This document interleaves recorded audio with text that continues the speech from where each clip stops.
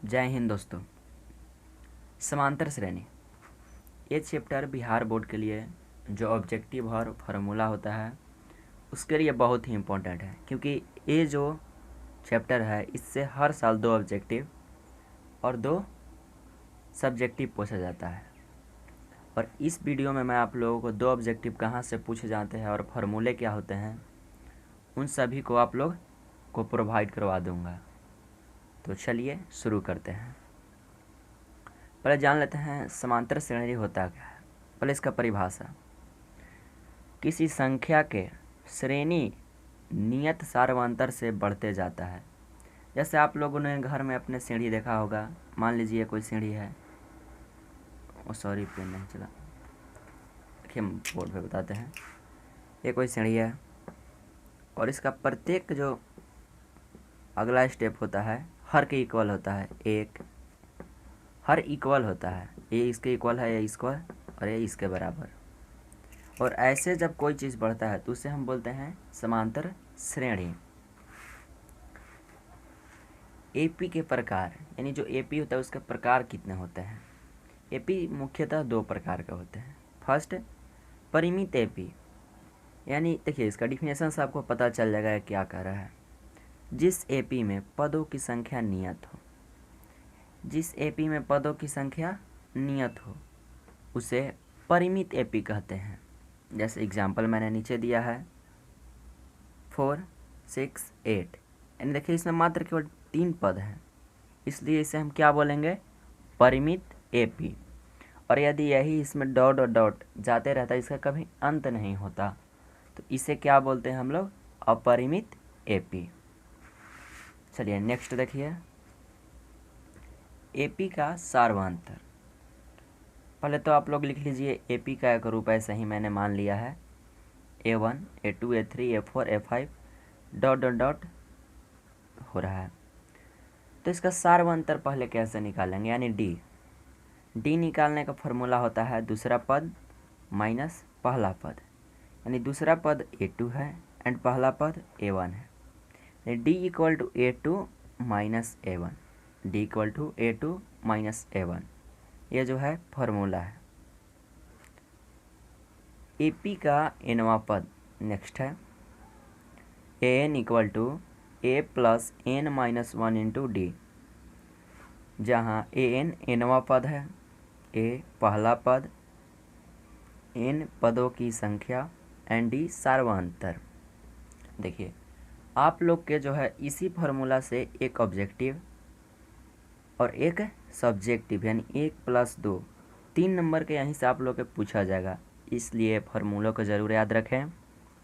और ये फार्मूला आपको अगर यदि आ गया तो मैं आप लोगों को जो है VVI जिस वीडियो में आप लोगों को कराऊंगा वहाँ से आपको इसके सारे एग्जाम्पल मैं आपको दे दूंगा जो VVI क्वेश्चन होंगे।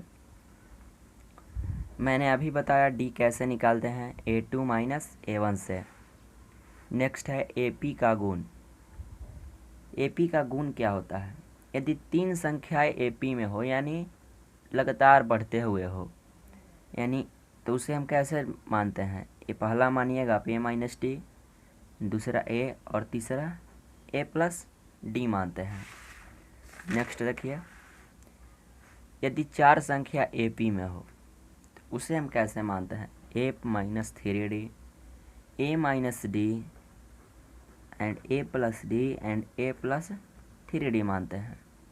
और यदि 5 संख्या एपी में हो तो उसे मानते हैं A minus 2D, A minus D, A and A plus D and A plus 2D।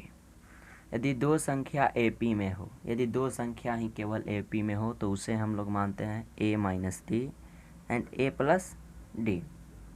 और यदि एक संख्या एपी में हो तो आप उसे कोई नंबर से डिनोट कर सकते हैं और लेटर से, ए मान लीजिए, डी मान लीजिए, डी तो इसका सार्वंतर सी मान सकते हैं, यहाँ पे TN मान सकते हैं।